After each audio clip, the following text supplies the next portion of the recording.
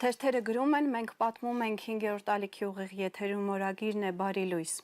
Նյուզեյեմը տեղեկացնում է, որ Հայաստանի այց առաքելական Սուրբ եկեղեցին երկու հայց է ներկայացրել կարգալույց հռչակված Ստեփան Ասատրյանի դեմ։ Դատարանից պահանջելով պարտավորեցնել նրան վերադարձնել Արագածոտնի մարզի աշտարակ համայնքի Օհանավան գյուղի եկեղեցու բանալիները, ինչպես նաև նրան հատկացված բնակարանը։ Այս մասին տեղեկացնում է DataLex դատական տեղեկատվական համակարգը։ Հունվարի 22-ին ժամը 07:23-ին Սյունիքի մարզային փրկարարական վարչության ճգնաժամային կառավարման կենտրոնը հազանգ է ստացվել, որ Շինուհայր գյուղի Խաչմերուկի մոտակայքում ձնագբքի պատճառով ավտոմեքենա է արգելափակվել ձյան մեջ։ Դուրս բերելու համար անհրաժեշտ է փրկարարների օգնությունը։ Պարզվել է, որ խցանման մեջ են հայտնվել 100-ից ավելի տրանսպորտային միջոցներ։ Օպերատիվ եւ ինտենսիվ աշխատանքների արդյունքում ժամը 08:30-ից մինչև հունվարի 23-ի ժամը 00:20 ընկած ժամանակահատվածում փրկարարներն արգելափակումից դուրս են բերել 34 բեռնատար, 311 մարդատար ավտոմեքենա եւ 1086 քաղաքացու, ցուցաբերել են համապատասխան օգնություն։ Միջազգային լրահոսից մի փոքրիկ նորություն Դոնալդ Թրամփը լրագրողներին Air Force One ինքնաթիռում լրագրողների զրույցի ժամանակ ասել է, որ շատ նավեր են շարժվում Իրանի ուղղությամբ։ Մենք մեծ ուժեր ենք ուղարկում դեպի Իրան, ավելացրել է նա։ Թրամփը դրանք նկարագրել է որպես արմադա եւ հսկայական նավատորմ, բայց ավելացրել է, գուցե դրանք օգտագործելու հարկ չունենան։ Հայաստանի Հանրապետության կառավարության Facebook-յան էջում էլ երեկոյան հրապարակվել է Ալիևի ու Փաշինյանի ջերմ ձեռքսեղման լուսանկարը վերջիններս Դավոսում փոքր շփում են ունեցել։ Այժմ ծանոթանանք մամուլի նորություններին։ Հրապարակը գրում է. գործադիր եւ օրենսդիր մարմիններում բաժանված միլիոնավոր դրամների պարգևավճարների լուրից ցնցված հանրությանը ըստ ամենայնի երկրորդ ցնցումն է սպասվում։ Բանն այն է, որ կառավարությունում բաժանված մի քանի միլիարդ դրամ կազմող պարգևավճարները միայն 2025 թվականի առաջին կիսամյակի կտրվածքով են տրվել, որն ամրագրված է նաեւ պաշտոնական փաստաթղթերում։ Տեղեկություններ կան, որ առաջիկայում բարձրաստիճան պաշտոնյաները երկրորդ կիսամյակի համար էլ կպարգևատրվեն։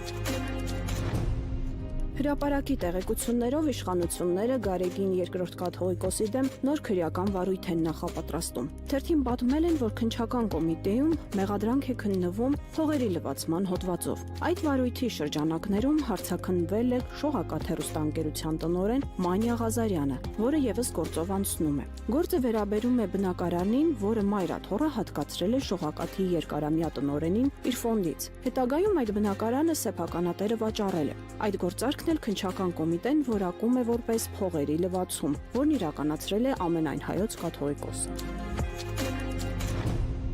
Ժողովուրդը գրում է. իշխող քաղաքացիական պայմանագիր խմբակցությունը ազգային ժողովում արտահերտ նիստ է հրավիրել առանց հրապարակային պարզաբանման, թե ինչ հարց է բերվում օրակարգ։ Թերթին պաշտոնապես որևէ մեկը չի մեկնաբանում, ինչ օրինագիծ են ներկայացրել արտահերթով եւ որն է այդ շտապողականության կենսական կարեւորությունը։ ՔՊԻ թերթի աղբյուրները հայտնել են, որ արտահերթ նիստի առանցքում ընտրությունների ընթացքում դիտորդական մարմինների աշխատանքի հետ կապված օրենսդրական փոփոխությունն է։ Ընտրական օրենսգրքի մի հատվածը դեռ անցած տարի հաստատվել է, սակայն առանց այժմ առաջարկվող փոփոխության արդեն ընդունված նորմերով ՀՀ նախագահը չի կարող ստորագրել օրենքը եւ հենց դրա համար էլ իշխանությունը մտադիր է այսօր անել այդ փոփոխությունները ազգային ժողովում անցկացնելով երկու ընթերցում։ Այնուհետև այն արագ կուղարկվի նախագահի ստորագրությանը, որպեսզի հունիսին կայանալիք ընտրությունների ժամանակ օրենքը կիրառելի լինի։ Օրագիրն է եթերում, այսօրվա իմ հյուրն է Ֆիզմատ գիտությունների թեկնածու, Գիտությունների ազգային ակադեմիայի գիտակրթական միջազգային կենտրոնի դեկան Ատոմ Մխիթարյանը։ Պարոն Մխիթարյան, շնորհակալություն մեզ հյուրընկալվելու համար։ Ես էլ եմ շնորհակալ եւ հուսամ, որ տարվա սկզբին, քանի որ դեռ սկիզբն է, կկարողանանք անդրադարձ անել անցած տարվան եւ նախանշել առաջիկա անելիքները, որովհետեւ անընդհատ ասում են դե լավ, էս վատ է, այդ վատ է, հատկապես կրթության բնագավառում, բայց ինչ պետք է անել, կարծում եմ այսօր հնարավորություն կունենանք նաեւ դրան անդրադառնալու։ Եվ ինչպես առաջարկեցիք, նախ անդրադառնանք 2025-ին, ինչ խնդիրներով կամ ինչ ձեռքբերումներով ամփոփեցինք 2025-ը կրթության եւ գիտության ոլորտում։ 2025-ը ըստ էության որևէ կերպ չէր տարբերվում նախորդ տարիներից, ի նկատի ունեմ 18 թվականից այս կողմ եկող տարիներից, եւ հետզհետե կրթության որակը ավելի ընկավ, Հայաստանը դիրքերը զիջեց նաեւ կրթության մակարդակով, որովհետեւ ամեն տարի տարբեր միջազգային կազմակերպություններ չափում են թե ինչպիսի առաջընթաց կա երկրների մոտ կամ համապատասխանաբար հետընթաց եւ պարզվեց, որ Հայաստանը իր տեղը 3-4 աստիճանով ավելի զիջել է ուրիշ երկրների եւ հետ է ընկել։ Ինչու եք շեշտում 2018 թվականը, այսինքն հետընթացը շատ ավելի շեշտված է։ Այո, որովհետեւ իշխանության փոփոխությունից հետո միանգամից հենց իմ բոլոր հաշվարկները 18 թվականից են սկսվում, որովհետեւ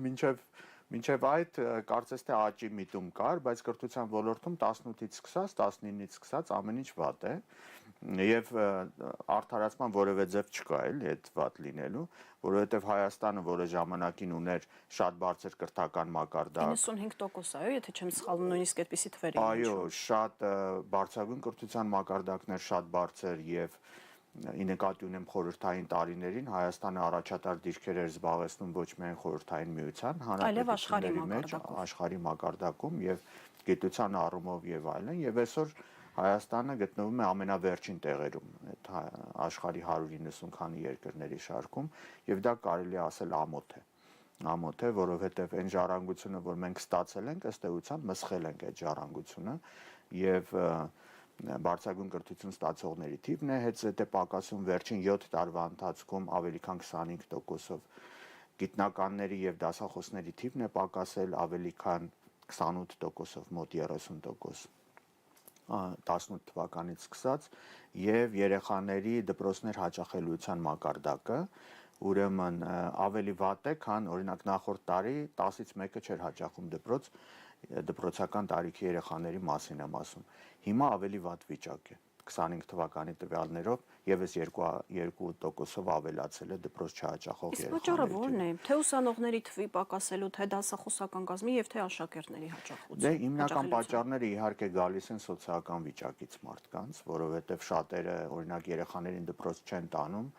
եւ դա համատարած է հատկապես տարական դպրոցում եւ ավագ դպրոցում։ Ավագ դպրոցում ուղղակի երեխաների մեծ մասը դպրոց չի գնում, այսպես ասած պարապում է, որպեսզի բարձրագույն ուսումնական հաստատություններ ընդունվի, իսկ տարական դպրոցներում սոցիալական վիճակը, աղքատության բարձր մակարդակը նպաստում է նրան, որպեսզի ուղղակի ծնողները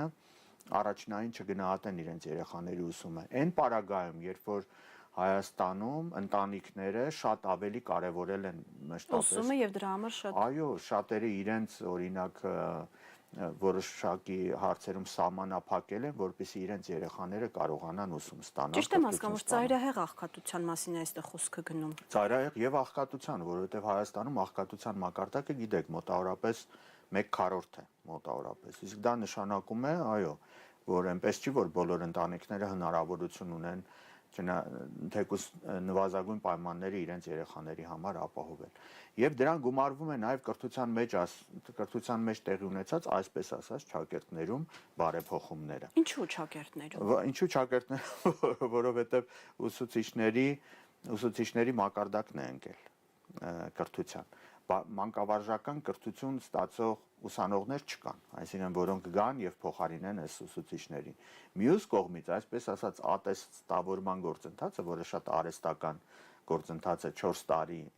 անցել է, եւ այդ ատեստավորման գործընթացը շատ ուսուցիչների դուրս է դրել ուղղակի կրթական համակարգ։ Ինչու՞ միգուցե իրենք չեն համապատասխանում պահանջներին, որով այդ ատեստավորումը Ոչ, ուղղակի նորմալ ուսուցիչները, ես ասում եմ ուսուցիչների բառապաշարով, ուղղակի չեն դիմում եւ չեն անցնում այդ ատեստավորումը, որովհետեւ դա լրացուցիչ նրանց համար ծանրաբեռնվածություն եւ բեռ է եւ նրանք գիտեն, որ ատեստավորման գործընթացը որևէ առնչություն չունի մարդու հետ, որը ուսուցիչ է։ Այսինքն այնտեղ չի չափվում ուսուցիչ լինելու գնահատական չի տրվում, այլ ստուգում է կատարվում այն էլ շատ սուբյեկտիվ թեստերի միջոցով, թե օրինակ այդ ուսուցիչը դպրոցում լավ է սովորել, թե չէ, կամ բուհում օրինակ քննությունը ինչպես էին պատրաստվում։ Այսինքն կարևորում են ոչ թե ուսուցչի մանկավարժական հատկանիշները, այլ որպես ուսանող եւ աշակերտ եղած դրսևորումները։ Եվ շատերը ուղղակի ասում են, ես օրինակ 20-30 տարի առաջ եմ եղել այդ կարգավիճակում եւ ինձ պետք չի մեկ անգամ եւս ստուգել, որովհետեւ դա որևէ բան չի տալիս եւ ավելին ասեմ, այն մարդիկ, որոնք մասնակցում են ինչ-որ կերպ ատեստավորման գործընթացին, հետո վերադառնում են դպրոց եւ նրա որպես ուսուցիչ որակի մեջ որևէ փոփոխություն չի լինում, նույնիսկ չեմ ասում էական փոփոխություն, որևէ փոփոխություն չի։ Բայց ունենում են գերիշխող դիրք տվյալ դպրոցներում որպես արտոնյալներ, այո։ Որոշակի առումով կարելի է համաձայնել դրա հետ, բայց դա նաև բերում է իր հետ լրացուցիչ լարվածություն դպրոցներում, որովհետև անհավասարության զգացողությունը դպրոցներում ուղղակի անընդունելի է։ Երբեմն տնօրենից ավելի բարձր դիրքում են իրենց կարծում եւ դա աշխատանքային խմբերում որոշակի խնդիրների է հանգեցնում, համաձայն եմ ձեզ հետ, որովհետև նմանատիպ բողոքներ նաև լրագրողներիս են հասնում։ Իսկապես դա այդպես է, որը ընդհանրապես ընդունելի չի կրթության համակարգում։ Կրթության համակարգը արդարություն է սիրում։ Եթե դու անարդար ինչ-որ մեթոդներով փորձում ես խաթարել այդ համակարգը, ինքը կարող է փլուզվել։ Եվ շատ ուսուցիչներ օրինակ ուղղակի դուրս են գալիս կրթության համակարգից, առանց այդ էլ ցածր աշխատավարձով։ Տեսեք, բոլորը ասում են, չէ, ատեստավորվեք, աշխատավարձը բարձրանա։ Օրինակ 300,000 դրամ եւ բարձր աշխատավարձ ստացող ուսուցիչները ամբողջ ուսուցչական կազմի քանի տոկոսն են կազմում ձեր կարծիքով։ Հիմա մարդիկ կմտածեն շատերը արդեն հենց այդ գումարն էլ ստանում են։ Այն էլ դպրոցում կարող է լինել այդ ուսուցիչը կամ չլինել։ Այո, պարզվում է, որ ամբողջ ուսուցչական կազմի 7.5-ից 8%-ն է, որ գոնե այդքան աշխատավարձ, նոմինալ աշխատավարձի մասին ենք խոսում, որովհետև 300,000-ի պարագայում մաքուր նա կստանա դրանից էապես առնվազն 20% քիչ։ Այսինքն նույնիսկ այդ պարագայում մենք ունենք 7.5-ից 8% ուսուցիչների, որոնք ունենում են այդքան աշխատավարձ։ Այսինքն դա էական նշանակություն չի տալիս ուսուցիչներին։ Ընդ որում մի քանի թիվ էլ ասեմ, ուրեմն տեսեք, այդ ատեստավորման գործընթացին մի քիչ շատ ենք խոսում, բայց ոչ։ Բայց կարևոր է, որովհետև նաև դպրոցներում ուսուցիչների խնդիր կա արդեն թվականակի։ Ատեստավորման գործընթացին մասնակցում է ավելի քիչ մասնակցել է 4 տարվա ընթացքում ավելի քիչ քան ուսուցիչների 1/3-ը։ Եթե այս տեմպերով գնա, պարզվում է, որ առնվազն մի 10 տարի էլ պետք է, որպեսզի ամբողջ ուսուցչական կազմը անցնի այդ գործընթացով։ 10 տարի։ 10 տարվա ընթացքում մի սերունդ է փոխվում, հասկանում եք։ Այսինքն այս արհեստական գործընթացը ուղղակի իմ կոչն է կամ հորդորը հաջորդ իշխանությանը, իսկ ես վստահ եմ, որ հաջորդ իշխանությունը հաստատ այստեղ փոփոխություն պիտի անի, ուղղակի վերացնի այս խայտարակությունը։ Պարոն Մխիթարյան, ինչու եք շեշտադրումը դնում հաջորդ իշխանության վրա։ Այս իշխանություններն ասում են, որ իրենք թափանցիկ են, ժողովրդի ձայնն են ներկայացնում, ժողովրդի հրահանգներն են կատարում, չէ՞, ասում են, ասեք, անենք։ Հավատ չունեք այս իշխանությունների նկատմամբ։ Այս իշխանություններից ուրեմն գիտեք, սկզբից երբ որ մտածում էինք, որ այ մարդիկ փորձ չունեն, դեռ անցած ուղի չունեն եւ գուցե շփոթվեն, հետո ուղղեն իրենց սխալները, խորհուրդ հարցնեն, դրանից հետո ինչ որ մի բան փոխեն, պարզվեց, որ ոչ, դա հստակ միտումով է իրականացվում, հատկապես կրթության համակարգում։ Հետաքրքիր ո՞րն է այդ միտումը։ Նայեք, եւ դա տեսեք, թե ինչպիսի տրամաբանական շղթա կառուցենք, էլի, նախ ուրեմն դասագրքերի փոփոխությունը ընդհանուր հանրակրթության ոլորտում, եկեղեցու պատմության դուրս մղումը, հայոց պատմությունը փոխեցին Հայաստանի պատմություն եւ ամեն ինչ որ կապված է Արցախի հարցի, ազատագրական պայքարի, հայ արժեքների վերաբերյալ ինչ որ կապված է դրանք կամաց-կամաց դուրս են մղվում դասագրքերից։ Եվ մեր ուսուցիչները շատ իհարկե պայքարում են դրա դեմ, որովհետև նրանք շատ դեպքերում հին դասագրքերն են օրինակ օգտագործում, որպեսզի այն արժեքները, որոնք իրենք դավանում են, կարողանան փոխանցել նոր եկող սերունդին։ Պարոն Մխիթարյան, բայց ձեր հայտարարության հետքերով կարող են գնալ ու ուսուցիչներին հրահանգել չպատմել։ Ուսուցիչները ինձ անընդհատ ասում են, ուղղակի ես անուններ չեմ տա իսկապես, Բնականաբար, որպեսզի չթիրախավորենք։ Իսկապես, բայց այդ ուսուցիչները շատ են, ի պատիվ մեր ուսուցիչների, որոնք իսկապես պայքարում են այն արժեքների համար, որոնք իրենք դավանում են, եւ այդ արժեքները նրանք իսկապես փոխանցում են նոր եկող սերունդերին։ Բայց միտումը, տեսեք, միտումը անընդհատ տանում է նրան, որ այդ ազգային արժեքների դուրս մղումը դասագրքերից, մյուս կողմը կրթության որակի անկումը։ Էական անկումը։ Հայաստանը զիջում է տարածաշրջանի բոլոր երկրներին կրթության որակով։ գրագիտության մակարդակով զիջում է բոլոր երկրներին, անուն չեմ տալիս, մեր սահմանակից երկրները, Ռուսաստանը, որի հետ մենք ավանդական կապեր ունենք եւ այլն։ Եվ այս ամբողջը իսկապես բերում է նրան, որ կրթությունը արժե զրկվի եւ Հայաստանը այդ պարագայում, տեսեք, եթե կրթության մակարդակը բարձր չի որևէ երկրում, այդ երկրում չի զարգանա ժամանակակից տեխնոլոգիաները, գիտությունը ընդհանրապես չի զարգանա։ Այդ նոր տեխնոլոգիաները կամ նոր նորությունները, որ կրթությանը շարունակող գիտությունը պիտի ներդնի տնտեսության մեջ, ուղղակի չի լինի, եւ այդպիսի երկիրը ինչպիսին կարողանա լինել ծառայություններ մատուցող երկիր։ Եվ ինչպես Տրանզիտ ապրեք, եւ ինչպես այո, շատերը ասում են, այդ ժամանակ Հայաստանը կծառայի որպես ճանապարհ արևմուտքից արևմուտք կամ արևմուտքից արևելք ճանապարհորդների համար կամ բեռների տեղափոխման կամ մարդկանց տեղափոխման եւ այդ ճանապարհին, ասենք, կզարգանան Հայաստանում հյուրանոցները, ռեստորանները, սրճարանները, որպեսզի կարողանան եւ ենթակառուցվածքները, որպեսզի կարողանան ապահովել եւ ծառայություններ մատուցել մեր հարևաններին։ Այս վիճակը Դուք նշեցիք, որ մենք տարածաշրջանի մեր հարևաններին զիջում են գրագիտության այդ ցուցանիշներով։ Այդ տարբերությունը երբ է սկսվել առավել հստակ երևալ։ Տարբերությունը վերջին շրջանում ավելի խորացել է։ Կոവിഡից հետո հատկապես։ Կոവിഡը իհարկե դրան նպաստել է, բայց այնպես չէր, որ կոവിഡը միայն Հայաստանում էր, չէ՞, ամբողջ աշխարհում կար։ Բայց հիշում ենք այն խայտարակ ուսուցման process-ի տապալումները, որ եղան կոവിഡի ժամանակ։ Այո, ապրեք, հենց այդ ժամանակ ավելի խստացավ եւ մեր երեխաների մոտ իսկապես օրինակ մայրենի լեզվից գրագիտության մակարդակը, այսինքն բացական գնահատականներ, եթե համարյանի լեզվով թելադրություն տանք, 3-ից 1-ը բացական գնահատական կստանա։ Ընդ որում նույն ցուցանիշը օրինակ Ռուսաստանում չի անցնում 5-6%, Հայաստանում 33-35%։ Ինչը արդեն մտահոգիչ թիվ է։ Այո, ընդ որում դա մայրենի լեզվից մաթեմատիկա է, երբ որ Հայաստանը միշտ եղել է առաջատար դիրքերում մտածողության մակարդակով, տրամաբանության մեր երեխաները եւ գիտնականները հիմնականում բնագիտության ոլորտում են եղել, այստեղ հասնում է մինչև 2/3-ի։ Այսինքն հասարակ մաթեմատիկական գործողություններ 10 տարեկան երեխաներին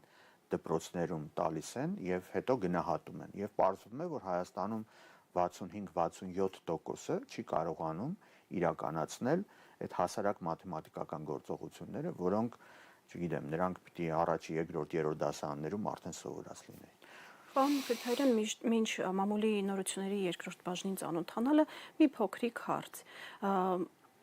Ուսուցողական process-ի ընդհատումները կամ ոչ պատշաճ իրականացումը եւ դրանց տված վնասը դառնալի է թե անդառնալի երեխաների համար։ Գիտեք, կրթության ոլորտում մի փոփոխություն, որը վատ ազդեցություն է ունենում կրթության վրա, հետո դրանից 10 անգամ ավելի շատ ժամանակ պետք է ծախսել հետ վերադարձնելու համար։ Հասկանում եք, եւ ձերեն հարցին թե արդյոք էլ հույս չկա, իսկապես հույս չկա այս իշխանությունը կամ որոշում կայացնողներից, որոնք որոշումներ են կայացնում կրթության ոլորտում, որովհետեւ միակ ձևը կրթության մեջ ինչ որ բան փոխելու որոշում կայացնողներին փոխելն է։ Ուրիշ հնարավորություն չունենք։ Այս պահին առաջարկում եմ ծանոթանալ մամուլի նորությունների երկրորդ բաժնին։ Ժողովուրդը գրում է. հեղուկ գազ չկա, եղածն էլ գրեթե կրկնապատիկ թանկ է։ Տևական ժամանակ է վարորդներն իրենց բողոքի ձայնն են բարձրացնում հեղուկ գազի դեֆիցիտի վերաբերյալ, սակայն ոչ լսող կա, ոչ խնդիրը լուծող։ Վարորդները Facebook-յան փակ խմբերում վստահեցնում են, որ հեղուկ գազի ճգնաժամն արհեստական է, թեև օրինակ մրցակցության եւ սպառողների շահերի պաշտպանության հանձնաժողովը վստահեցնում է, որ ճգնաժամը ներկրման հետ կապված խնդիրների պատճառով է։ Մրցակցության եւ սպառողների շահերի պաշտպանության հանձնաժողովի նախագահ Գեղամ Գևորգյանը 3 կառավարության նիստից հետո լրագրողներին հուսադրել էր, թե հեղուկ գազի թանկացումը սարսափելի չէ։ Հեղուկ գազի թանկ ամիսներ կան, որոնցից մեկը հունվարն է, մյուսը հունիսը։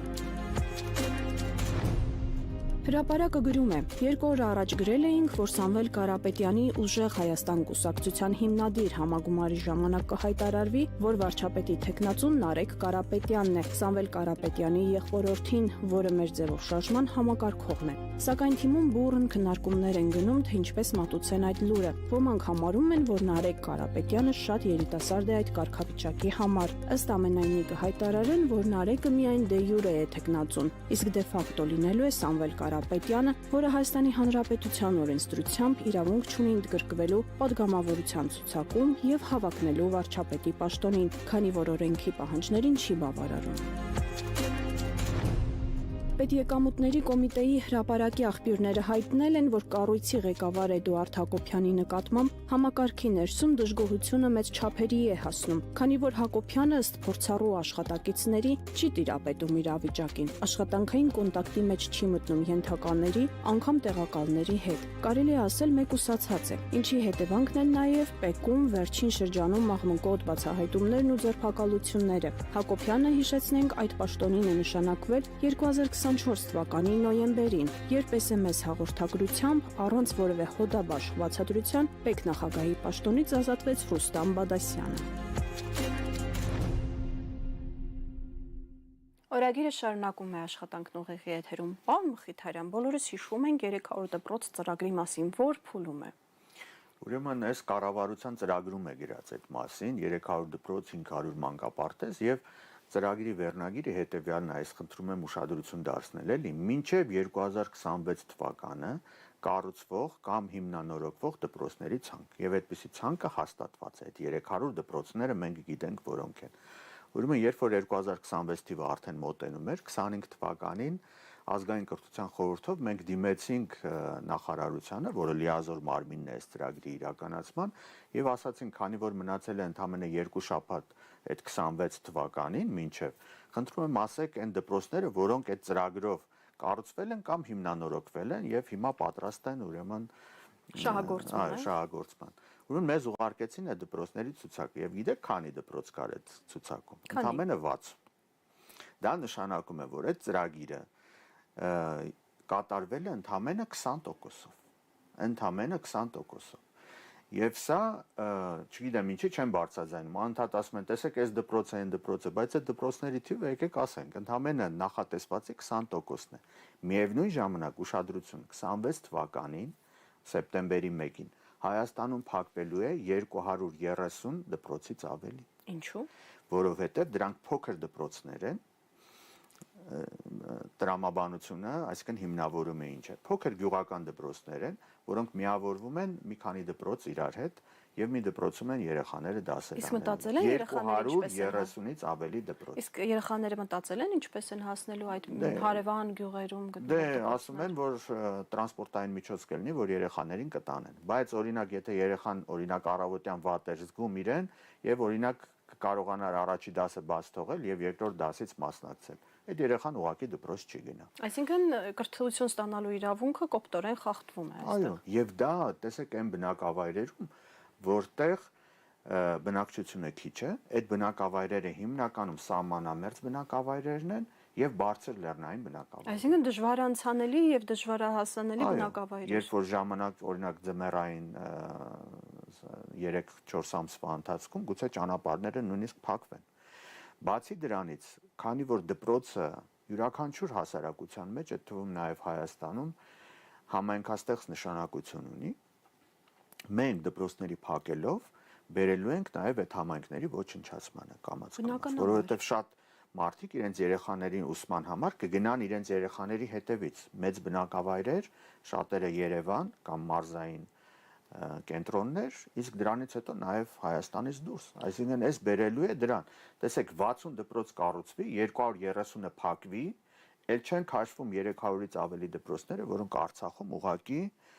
ուղղակի հանձնվեցին թշնամուն։ Դե եկեղեցիները հանձնվեցին, եղբայրական գերեզմանները հանձնվեցին։ Այսպեսի։ Պարոն Մխիթարյան, այսպեսի մի հարց Facebook-յան լրահոսում մի հրապարակման հանդիպեցի, որտեղ մի հայ երիտասարդ նշում է, որ արբանյակով ալիքները փորփրելիս ադրբեջանական ալիք է տեսել եւ սկրիններ գցել ու ասում է, որ ադրբեջաները տեսնում է Հայաստանի քարտեզը եւ բնակավայրերը հերթով ադրբեջաներեն անուններով։ Նաեւ պարբերաբար համացանցում տարածվում են դպրոցներից ադրբեջանական եւ մանկապարտեզներից տեսանյութեր, որտեղ դասյարակը սովորեցնում է, որ հայ երեխան հայ լինելու համար չպետք է ապրի, այո, հասկանում եք ինչ վերջաբանի մասին է խոսքը, այսինքն հայատյաց քարոզչություն է տարվում բավականին ակտիվ եւ այս խաղաղության օրակարգի մասին ենք խոսում, բայց բաժնում է, որ Ադրբեջանում նույնիսկ պետական կարգով արգելվում է պետական պաշտոնյաներին հայկական բնակավայրերը հայկական անուններով կոչել, պետք է ադրբեջանական անուններով կոչեն, այո, այս ամենի ֆոնին հանկարծ շփման գոտում հայտնված կամ սահմանին հայտնված բնակավայրերը, փոքրիկ դպրոցները փակվում են, բնականաբար ինչպես նշեցիք, գյուղերը դատարկվում են։ Այս ամենը կառավարման անփորձության, անփութության, գիտելիքների պակասի, թե ինչ-որ մտայնության արդյունք է։ Ես դրա շարունակությունը ասեմ, դրա շարունակությունը Հայաստանում ինչ է տեղի ունենում, իսկ Հայաստանի դասագրքերից ուրեմն փոխվում են այն տեղանունների անունները, որոնք իրական Հայաստանի սահմաններից դուրս են։ Այսինքն արևմտյան Հայաստանի տեղանունները թուրքերենով են արդեն ասվում, ուրեմն Արցախի տեղանունները ասվում են ամենայն հավանականությամբ ադրբեջաներենով, որոնք Այսինքն Ստեփանակերտը ներկայացնելու են Խանքենդի։ Այո, ամբողջությամբ փոխվում է այդ ամեն ինչը, որովհետև տեղանունները, որոնք Հայաստանում են, դրանք են դեռևս այս պայդրությամբ մնում։ Եվ այստեղից պարզ հետևություն է, որ սա ընդհանուր քաղաքականության շղթայի մի մասն է,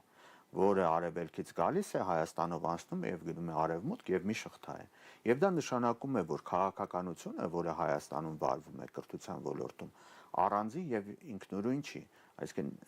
խաղաղության օրակարգի պակասիչ մասն է։ Այո, սա նշանակում է, որ պետք է համահունչ լինի Հայաստանում վարվող կրթության քաղաքականությունը հարևան երկրներում վարվող կրթության քաղաքականության հետ, դա նշանակում է համաձայնեցնել, այսինքն զիջել ամեն ինչը, որպեսզի համահունչ լինի օրինակ Ադրբեջանում վարվող քաղաքականությանը։ Եւ սա է պատճառը, որ արդեն հուշում են, որ այս նարատիվները, որոնք կրթության մեջ կան, օրինակ, չգիտեմ, Մեսրոպ Մաշտոցի դուրս թողելը, QR կոդով են ծանոթանում, պարոն Մխիթարյան, դուրս չեն թողել։ Այո, տարբեր այդպիսի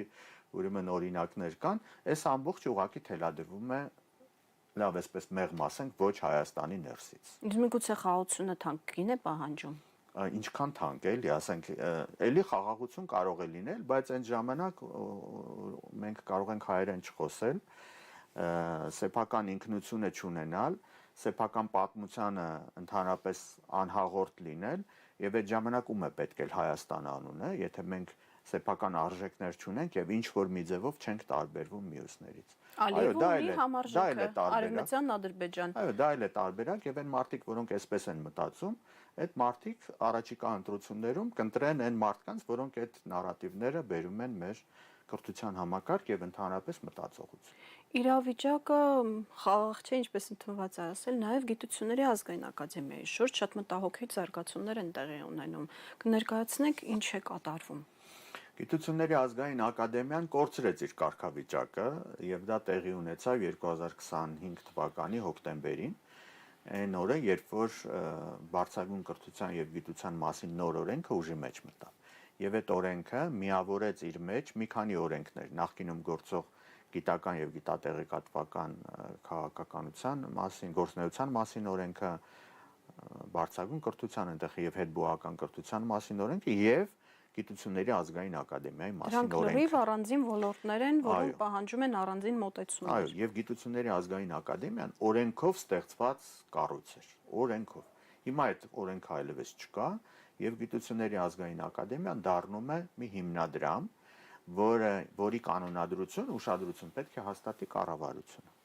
Եվ Գիտությունների ազգային ակադեմիայի նախագահության մեջ, տեսեք, միշտ մենք պատկերացրել ենք ակադեմիան որպես գիտնականների մի հավաքատեղի,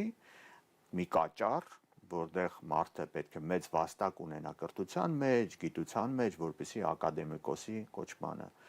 ուրեմն արժանանա, հիմա պարզվում է, որ այդ ակադեմիայի նախագահության մեջ կառավարության ներկայացուցիչներ են լինելու մի քանի հոգի, Սա քաղաքականացման փորձ է։ այո, եւ որոնք որոշումներ են կայացնելու ակադեմիայի համար։ Եվ դա գրված է օրենքում եւ կանոնադրության նախագծում, որ հիմա շրջանառության մեջ է դրված։ Այսինքն ակադեմիան էապես կորցնում է իր կարգավիճակը, ել չասենք, որ հունվարի 1-ից արդեն ակադեմիայի 30-ից ավելի գիտահետազոտական ինստիտուտներ ուղղակի մեխանիկորեն դուրս են բերվել ակադեմիայի կազմից եւ ուղղակի ենթարկեցրել են նախարարության։ Դա շատ տրամաբանական չի, պարոն Մխիթարյան, եթե մենք գնում ենք խաղաղության օրակարգով Ադրբեջանի եւ Թուրքիայի հետ, եթե մենք կարող ենք տեսնել Մաշտոցին QR կոդի գիրառումից հետո, եթե հերոսների անունները չեն հնչելու, եթե հայկական լեռնաշխարհը, որ միջազգային տերմին է, այո, թե պատմության բնագավառում, թե աշխարհագրության մեջ, որտեղ հայկական լեռնաշխարհ է կոչվում եւ Արևմտյան Հայաստան Անատոլիա, սա տրամաբանական զարգացում չի, ինչու ենք դժգոհում։ Այո, այդ շղթայի մեջ շատ տրամաբանական է, բան չունենք ասելու, նորից եմ ասում, եթե մարդկանց մտածողությունը այդպիսին է եւ այո, դա էլ է հնարավոր, այնպես չի որ պարոն Մխիթարյան, թե իշխանությունը ինչ կուրս թելադրում է հասարակության միշտ զանգված այդ ուղղությամբ։ Գիտեք, տեսեք, օրինակ մենք հիմա ակադեմիայի մասին ենք խոսում, ակադեմիան ուրեմն խորհրդային ժամանակ 90-ական թվականների Համբարձումյանից առաջ հետո Վիկտոր Համբարձումյանի մասին եմ ասում, շատերը կարող են չիմանալ հիմա այդպիսի աշխարհի մակարդակով շատ ճանաչված եւ զոր գիտնական է եղել։ Այդ ժամանակ Գիտությունների ազգային ակադեմիան ունեցել է 100 ակադեմիկոս եւ 100 թղթակից անդամ։ Այսինքն 200 մարդ, որոնք գիտության մեջ ներդրում էին անում եւ նրանք ընտրվում էին, դառնում էին ակադեմիկոսներ։ Հիմա վերջին 7 տարվա ընթացքում կարելի է ասել էական փոփոխություններ չի եղել, ընտրություններ չեն կազմակերպվել Գիտությունների ազգային ակադեմիայում եւ հիմա քանի ակադեմիկոս եւ օրինակ թղթակից անդամ կա ակադեմիայում։ Պարզվում է, որ նրանց ընդհանուր թիվը 60-ից մի քիչ շատ է եւ ընդամենը Հայաստանում հիմա կա 26 ակադեմիկոս, որովհետեւ ներկա իշխանությունները ձեր հարցի ուղղակի պատասխանն է։ Ուղղակի թույլ չեն տվել, որպեսզի ընտրություններ կազմակերպվեն եւ օրինակ ակադեմիկոսներ դառնան։ Ընդամենը 26 հոգի են մնացել։ Լուրջ մեղադրանք է։ Ես փաստեր եմ ասում։ Նիկոլ Փաշինյանն ասում էր, որ սուրճ խմողներ են գիտնական։ Այո, նա ասում էր, որ դե գիտեք ինչ, ասենք այն մարդը, որը ասենք նորություն չեմ ասում, բարձրագույն կրթության դիպլոմ չունի, կարող է 7 տարի նույն դասարանում։ Այո, 7 տարի նույն դասարանում է մնացել եւ խոսում է գիտության մասին, մի քիչ զավեշտալի պիտի լինի եւ ցավալին գիտեք ինչն է, որ այդ խոսույթով դաստիարակվում է նոր սերունդը, որը ավելի վտանգավոր է, հասկանում եք։ Եթե ասում են, որ գիտնականներ օրինակ սուրճ են խմում, դա նշանակում է արժեզրկել ուղղակի գիտությունը։ Եվ դրա բացահայտ դրսևորումը այն է, որ իսկապես 26 ակադեմիկոսներ են մնացել, որոնցից չգիտեմ, ով է խոսում օրինակ ակադեմիայի կարգավիճակի, դրա իջեցման, դա էլ մյուս կողմն է, այսինքն այդ մարդիկ են գուցե ինչ որ մի ձևով կախված, կապված, վախեցած, այ կարելի է հարցնել, ինչն է պատճառը, որ այդ մարդիկ ակադեմիայի կարգավիճակի մասին, ընդհանրապես իրենց անցած ուղու արժեզրկման մասին որևէ ձայն չեն հանում։ Ուրիշ բան ասեմ, այս օրենքով, որի մասին մենք հիմա խոսում ենք, ընդհանրապես վերացավ գիտական երկրորդ աստիճանը։ Մենք խորհրդային ժամանակ եւ մինչեւ անցած տարի ունեին գիտական երկու աստիճան՝ գիտությունների թեկնածուի գիտական աստիճան եւ գիտությունների դոկտորի գիտական աստիճան, որը էապես ավելի բարձր էր եւ մարդը առնվազն 10-15 տարի պիտի աշխատեր թեկնածուական ատենախոսությունը պաշտպանելուց հետո դոկտորի աստիճան ստանալու եւ որոշակի կարգավիճակ ձեռք բերելու համար։ Հիմա գիտեք ինչ եղավ, գիտությունների թեկնածուները դարձել են դոկտորներ եւ միաժամանակ գիտությունների դոկտորներն են դարձել դոկտորներ առանց գիտության բառի եւ բոլորը հիմա հավասար են եւ հիմա Բայց հսկայական տարբերություն կա։ Այո, հիմա տեխնացուական աստիճանը պաշտպանելուց հետո, այսինքն գիտական աստիճանը պաշտպանելուց հետո էլ որևէ բան դու չես կարող անել։ Սակայն դրսում խնդիր չեն ունենա։ Իրանց նպատակը դա, իմաստ չունի էլ գիտության մեջ ինչ որ գործնելուց անել, բայց դրսում խնդիր չեն ունենա, որովհետև այնտեղ հստակ չափորոշիչներով աստիճանները որոշում են։ Եվ հատկապես այն դրսում, որտեղ մենք ունենք ընդհանուր աշխատաշուկա, եւ խոսքս հենց ԵԱՏՄ-ի մասին է, որովհետև ԵԱՏՄ-ում մասնավորապես Ռուսաստանում, որի հետ մենք ունենք շատ ուժեղ կապեր եւ հատկապես գիտության կրթության ոլորտում, ըստ էության մեզ մոտ գիտնականը, որը կուզենար հավակնել օրինակ պրոֆեսորի կոչման ինչ որ մի ռուսական համալսարանում, նա այլևս չի կարողանա այդ ուղղությամբ ինչ որ գործ անել։ Պարոն Մխիթարյան, եւ մեր զրույցի վերջում ուզում եմ անդրադառնանք նաեւ ակադեմիական, թվում է թե արդեն միֆական դարձած քաղաքին, չնայած դեռևս ոչ մի քայլ չի արվել, բայց քննարկում է եղել, այո, նախորդին։ Ի վերջո կունենանք ակադեմիական քաղաք, եւ ինչ տեսք կունենա այդ ակադեմիական քաղաքը։ Այո, առավել եւս, որ ես ասեմ, տես անընդհատ ասում են, որ գիտության ֆինանսավորումը մեծացվեց, բայց այս քայլերը ինչի են բերում։ Ուրեմն բերեցին նրան, որ այնքան մեծացվեց, որ էլ տեղ չուներ, այս տարի 14%-ով կրճատվել է պետական բյուջեից գիտության ֆինանսավորումը։ Սա թող բոլորը հիշեն, թե ինչքան է մեծանում։ Եվ այդ ինչի համար, որովհետև գումարների հիմնական մասը տալիս են ակադեմիական քաղաքին, այսպես ասած, որը սրանից 50-100 տարի հետո ամենայն հավանականությամբ կլինի։ Ես ինչի համար եմ ասում, որովհետև գաղափարը շատ լավն է եւ չարժի դա արժեզրկել, էլի։ Եվ ուղղակի մի քանի առաջարկ, որպեսզի այդ գումարները հենց այնպես չծախսվեն, ասեմ, որ ակադեմիական քաղաք հիմնադրամի ծախսերը 2025 թվականին եղել են 1.9 միլիոն դոլար, որը ծախսվել է աշխատակազմի մնացած բանի համար, եւ 1.5 միլիոն դոլարի պայմանագրեր է կնքվել այդ ակադեմիական քաղաքի համար, որտեղ որևէ չէ, նախագիծը կա եւ նախագիծն էլ ինչքան հասկանում եմ գծել է արհեստական բանականությունը, ընդ որում այս վերջի քննարկման ժամանակ ասվել է, որ ակադեմիական քաղաքը նմանեցնելու են Երևանի կենտրոնին, Թամանյանական կենտրոնին։ Ուղղակի ուզում եմ հուշել, որ սրանից այն ժամանակ, երբ որ սկսվեց այդ ակադեմիական քաղաքի քննարկումները, ասում ենք, որ այդ ակադեմիական քաղաքը Երևանի կենտրոնն է, որովհետև Թամանյանը հենց այդպես էլ մտածել էր, որ բուհերն են, այդ շրջանը, Օղակաձև զբոսայգին եւ այլն։ Հիմա այդ նույն բանը անում են այնտեղ եւ այո, ես կարող եի դա անել 5-10 րոպեում, բանի արհեստական բանականությունը հիմա շատ լավ աշխատում է։ Եվ բավականին էժան գներով նախագծեր է կազմում։ Եվ տեսեք ինչքան գումարի ծախս է եղել։ Ուղղակի իմ առաջարկությունն է, որպեսզի զարգանա այդ ծրագիրը եւ մի քիչ ավելի գրավիչ լինի միջազգային ներդրումների, օտարերկրյա ներդրումների համար, առաջարկում եմ այնտեղ մի հատ էլ տիեզերակայան կառուցել